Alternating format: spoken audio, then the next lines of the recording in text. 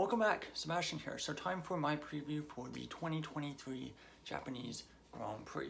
So starting out looking at last year's race result, of course it was Max Verstappen taking the win, Perez second, and Leclerc third.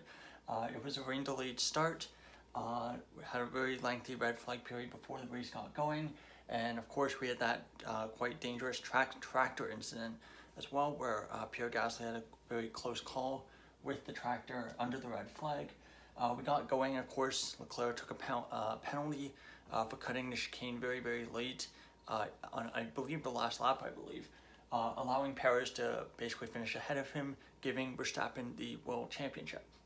Obviously there's also that whole kerfuffle with how many points were actually being awarded, where the commentators had absolutely no idea that full points would be awarded. I think that's something that was corrected in the rules.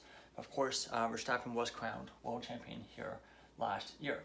So now let's take a look at the tires for this weekend.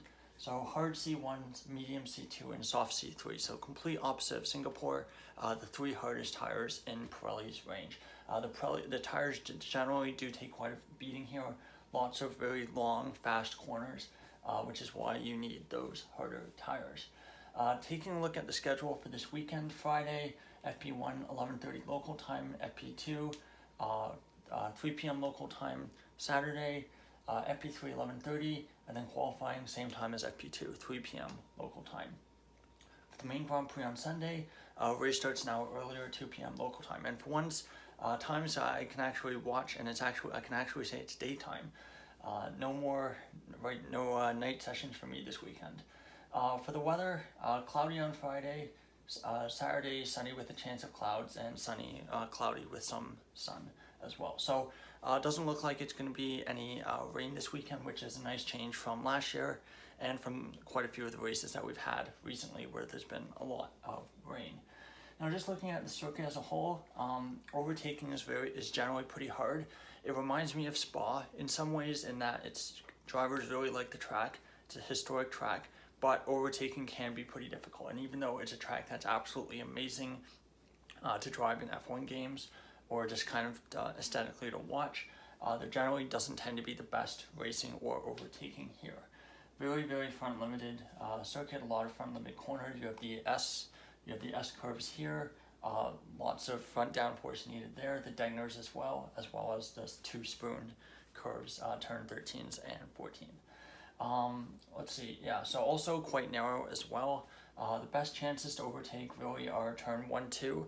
Turn 1's kind of a nothing corner. The real breaking point is turn 2, but pretty tricky there, as there's not really a long straight. Turn 16 is the other chance into the chicane. And of course, if you're Kamui Kobayashi, you'll of course be making your overtakes at turn 11. But that being said, not a ton of great overtaking opportunities around the track. But you can get it done if you have DRS and if you have a big enough pace delta. Now, of course, one of the big new talking points heading into this weekend is this is Red Bull's first real chance of concealing the Constructors' Championship.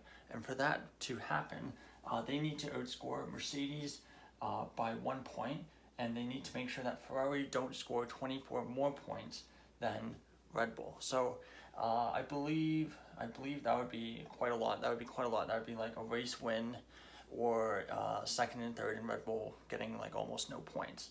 So for Red Bull, very likely that they steal the Constructors' Championship for this weekend. In the Drivers' Championship, unfortunately Verstappen, even though Perez had a pretty poor weekend points-wise, Verstappen didn't get enough points to be able to steal the championship here this weekend. So his first chance will come in 2 weeks' time in Qatar. Just talking about my predictions for this weekend and how I think it'll go. For Red Bull, I think, even though they had an absolutely really poor Singapore Grand Prix, it seems like everything coming out of the team is that it was very track specific. I've seen some talk online that it was because of the way their suspension is, and they couldn't run the car as low to the track with the bumps and everything. So much more traditional circuit, and one that usually the best team through the season usually does very well at. So for now, I'm just going to assume that it's going to be kind of similar to how things were prior to Singapore, and say that Red Bull's probably the best team. So I'm going to predict a Verstappen win.